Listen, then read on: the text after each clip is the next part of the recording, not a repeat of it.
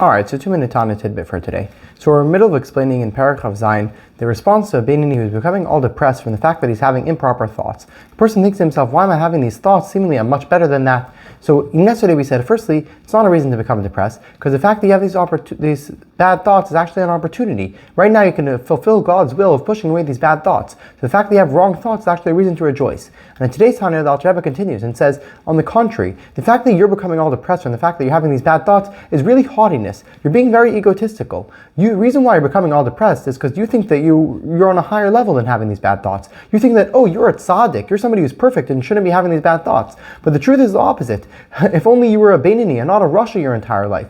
This is the job of a Beinoni. A Beinoni's job is to constantly push away, to constantly struggle. So the fact that you're finding that you're becoming all depressed from the fact that you're having bad thoughts, you think that you're better than that, means that you think that you're on the level of a tzaddik. But you're very far away from the level of a tzaddik. If only you would be a Rasha, a Beinoni, and not a Rasha your whole life, you'd be on a much better place than you are now. To think of yourself as a tzaddik, that you're somebody who shouldn't even be having these struggles, that's very egotistical of yourself. Because the job of a Beinoni, and this is where you're holding, if only, is to be able to just struggle and constantly fight. You have to constantly push away the bad thoughts when it enters your mind, push it away with two hands, as we explained earlier. That's what your job is. So there's no reason to become depressed. This is where you're expected to be holding on. This is what's expected of you. So you're supposed to have these bad thoughts, but your job is to push it away. So don't become depressed from these thoughts, but rather work, struggle, and push them away as you're supposed to. That's the end of today's Tanya. See you next time.